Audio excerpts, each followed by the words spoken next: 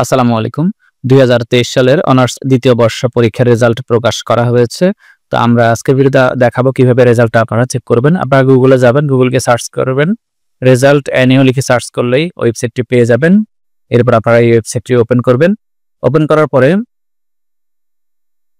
আপনারা এখানে যে অপশনটা দেখতে পাচ্ছেন, সিলেক্ট এ এক্সামিনেশন নেম, এখানে সিলেক্ট করবেন অনার্স সেকেন্ড ইয়ার। এরপর হচ্ছে কলেজ কোড, আপনি যে কলেজের স্টুডেন্ট সেই কলেজ কোডটা লিখবেন। কলেজ কোডটা আপনি আপনার অ্যাডমিট কার্ডে পেয়ে যাবেন অথবা রেজিস্ট্রেশন কার্ডে পেয়ে যাবেন। তো আমি একটা কলেজ কোড লিখলাম। এরপর হচ্ছে এক্সাম রোল, এখানে আপনার এক্সাম রোলটা লিখবেন। এরপর হচ্ছে রেজিস্ট্রেশন নাম্বার, আপনার রেজিস্ট্রেশন নম্বরটা লিখবেন।